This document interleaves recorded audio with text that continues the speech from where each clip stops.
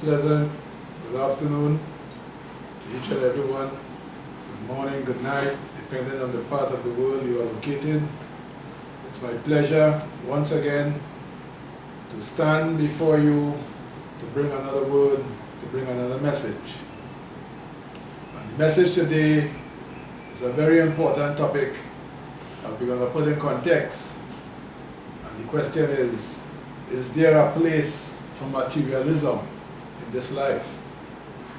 Now, first and foremost, let us look at the definition as provided by the Oxford Dictionary, where materialism is described as that excessive concern with material concerns, material possessions, at the expense of spiritual and intellectual values, and the feeling that only the material world exists. Now, if we are to go by that definition, I can safely say that materialism is definitely misplaced. But we need to discuss it in various contexts to fully appreciate what it is all about. Now, as human beings, we are multi-dimensional. We have an array of needs, ranging from basic needs to psychological needs. It is the right of every human being to be adequately fed, to be adequately housed, to be adequately clothed, to have access to medical care, to have access to employment opportunities.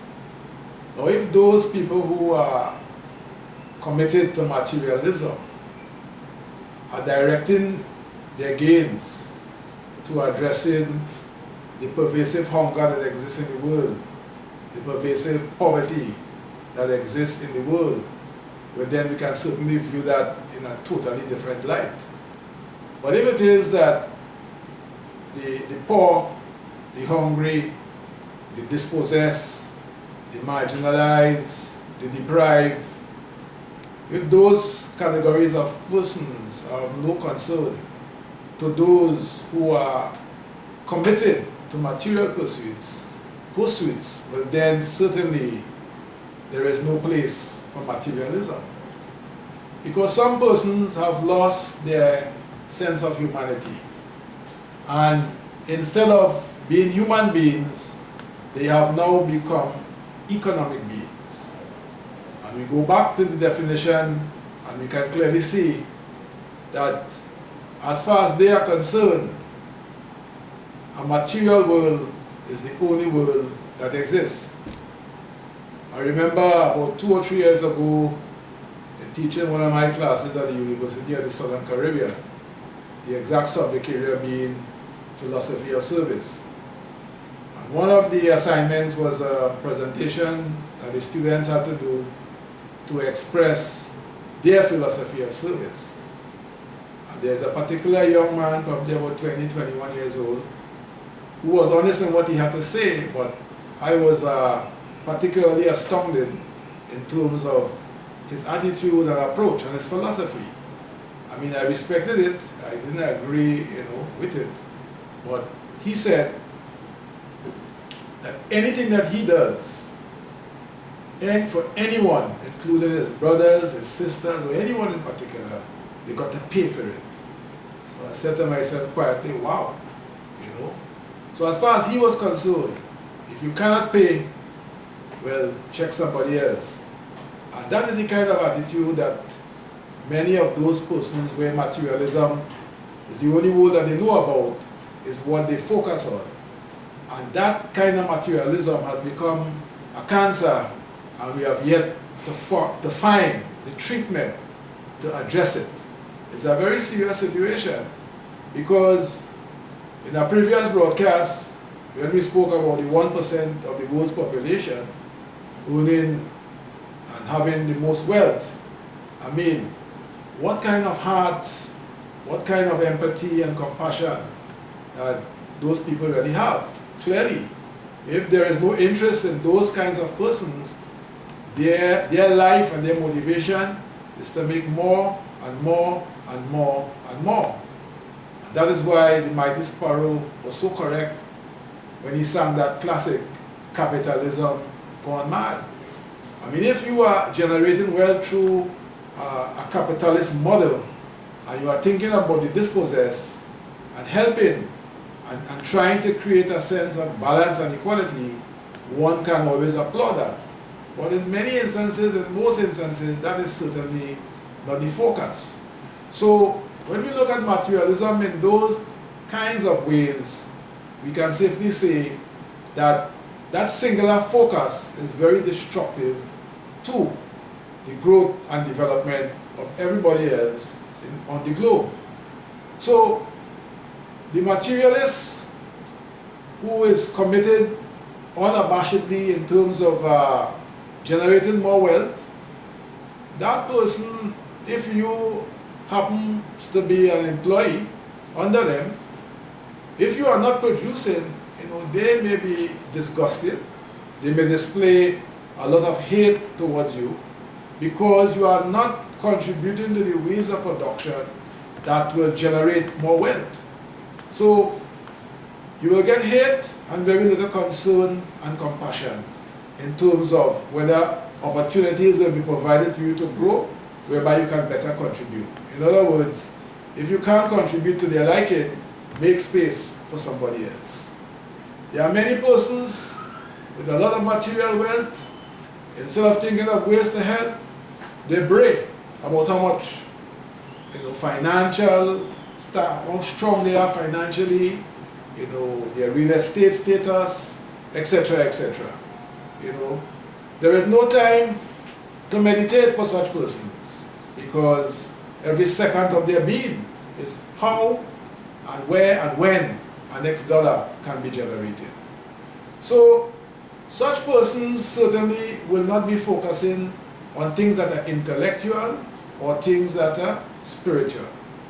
As I said earlier, we live a life where without material possessions, the life will be more, our lives certainly will be far more distressing.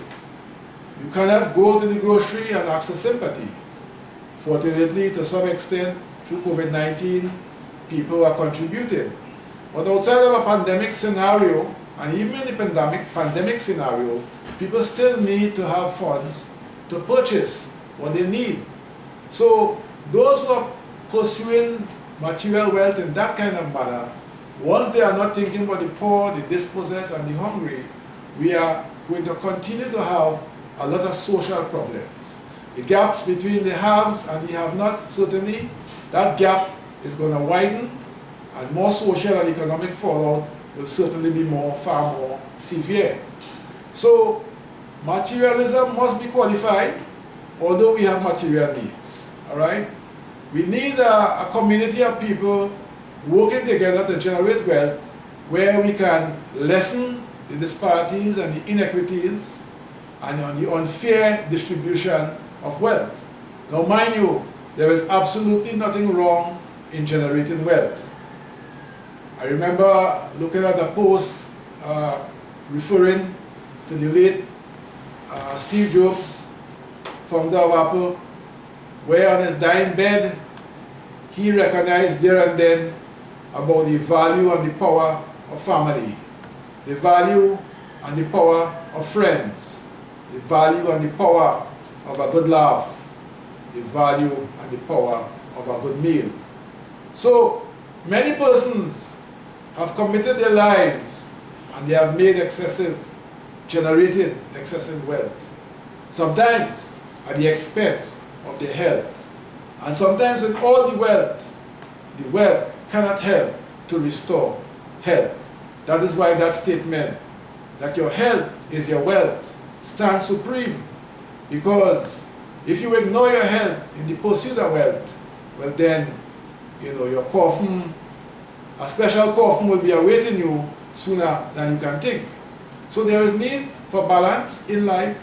There is need for people to recognize that you may be privileged to be in a position where you can generate wealth, but life and how it is constructed certainly cannot only be from a materialist point of view, right? There is room for all areas of development. Spiritual development. There is that room for communicating with a divine source and asking for guidance. There is that need for communicating with the inner self. There is that need for psychological growth and development. Because people like to feel that they are part of a community. People like to be acknowledged, people like to be respected. Of course, the basic other needs, people like to be fed, people like to have a sense of security in terms of a shelter. Given the whole COVID-19 situation, many persons' lives have been shattered beyond measure, and the future doesn't look too bright. So this is why the great generators of wealth supposed to have a moral responsibility and a social responsibility, not only because of COVID, but more so because of COVID, to really try to lessen the gaps between the haves and the have-nots. So yes, brothers and sisters, yes, ladies and gentlemen, children of the world, there is nothing wrong in generating wealth. We all have material needs that must be satisfied, but our life must reflect a diverse life because we are diverse and unique human beings. We have multiple identities and we need to be true to each and every one of them. There's a time to play, there's a time to laugh, there's a time to study, there's a time to exercise, there is a time to improve yourself so that you can become better in life. So there's a time and space for everything. Life that is only concerned about wealth alone is certainly not a good life.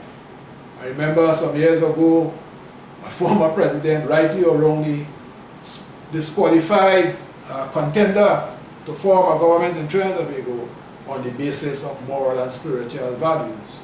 So whether he was right or wrong, I'm just referencing that to state that in this life, moral values are important. Spiritual values are important. Psychological attributes are important, especially now to cope with the stresses provided by COVID-19. Psychological support is something that is critically important at this point in time. So wealth, without all the other forms of support, social, psychological, spiritual, it loses its shine, and it is not a good way to deal with humanity. Humanity needs that kind of love, needs that kind of consideration, where wealth can be spread across the board. Without spreading the wealth, there are many dangers lurking around the corner. And some will say it has already breached the corners and we are facing it square on. So let us reach out to our fellow men. Let us ensure that everyone can have a smile with all the wealth in the world concentrated in the hands of a few. If it is spread among many more, this life could take a turn for the better. So let us pay attention to all the diverse areas of life that will really make this life worth living. Do not allow ourselves to reach a position where only on our dying bed we can appreciate the value and the power of the simple things in life. A sea bath, a walk in the forest, breathing in the fresh air early in the morning, enjoying the sunlight.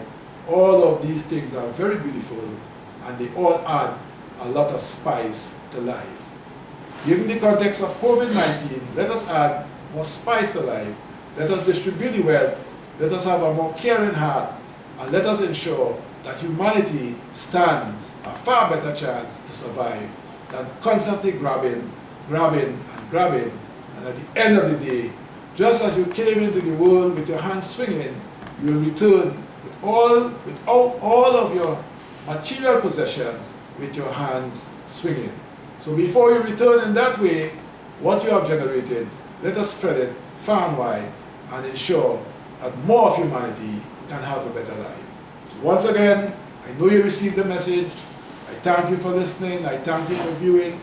I ask you as usual, once the message resonated with you, subscribe to the channel, like the video, share the video, and as usual, I am available for one-on-one consultations, whether you would like to become a better public speaker, whether you would like some classes on emotional intelligence, leadership skills, entrepreneurship skills, communication skills, etc.